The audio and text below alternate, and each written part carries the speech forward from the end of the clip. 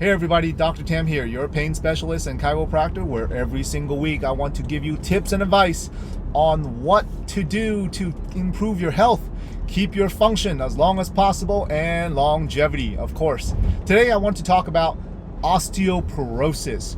Most people think that osteoporosis, the reason why you have that is due to a lack of calcium. And you going in and taking a lot of calcium is probably one of the worst things that you can do right away after finding out that you have osteoporosis, because it's not the right information. When your doctor or specialist tells you, oh, you know what, you need more calcium, is it true? Is it not true?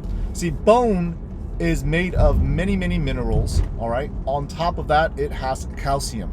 But when you take calcium alone, it's not going to fix your bones, especially if you're taking something like calcium carbonate, where it's very hard for your body to digest. Some studies show that you're only as little as absorbing maybe 5 to 15% of the calcium carbonate. It's really low.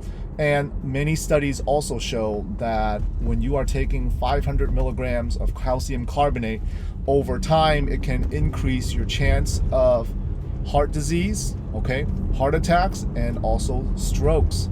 So there's a lot of links that I will share with you. So what is osteoporosis really? Osteoporosis is a lack of density in your bones, but it's not always going to be your lack of calcium in your body that's causing that problem.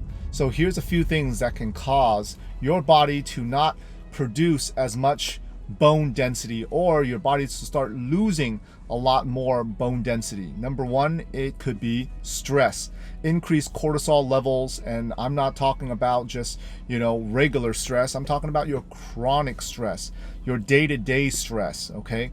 Not physical stress necessarily, but it's a lot more of the mental stress from work, stress from the family, stress from relationships.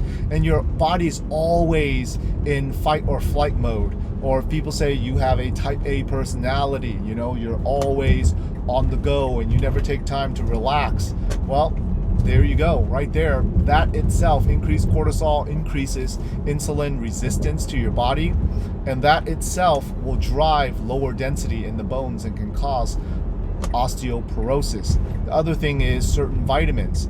Vitamin D3, lack of vitamin D3, you're not getting enough sun, you're not taking enough vitamin D3, you're not taking enough vitamin K2, right? Many studies show that the combination of D3 taken with K2 is really important. It's one of the minerals and vitamins that your body actually needs in order for it to process calcium into your bones. So a lack of D3 and K2, well, you're not going to be building as much strong bones when you have that. So another one is going to be decrease in estrogen, and that's in ladies. During menopause, okay, or when you're heading towards menopause, that decrease, huge drop in estrogen will also cause more chance that you will have osteoporosis. But there's also all the other factors that I mentioned earlier as well, right? So you can't just say, it's only the decrease of estrogen. Well, estrogen decreases over time, but it's a lot of other factors as well. And ultimately, when you look at the body from the stress, D3, K2, lower estrogen, insulin resistance, overall, that is going to cause more osteoporosis. So what's the solution? Solutions are decreased stress. Take vitamin D3 and K2. If you're not getting enough sun, if you're not getting exposure to about 20 to 30 minutes of sun every single day, well, you need to take about, depends on, everyone's a little different, but if I don't get sun that day I'm going to take about 5,000 IUs of vitamin D, and that's a minimum, not only to keep my bones healthy, but it's going to keep your immune system healthy, all right? And the D3 drops, the liposomal that I take, has K2 in it, so it's the best combination there is. Now, then you have to look at, okay, well, the decrease in estrogen, right? Overall, when you have a decrease in estrogen, to maintain estrogen, you want to make sure that your body is intaking a lot of good fats as well. Animal fats has cholesterol. Cholesterol can cause a little bit of rebuild and reboot of the estrogen. You can do that as well.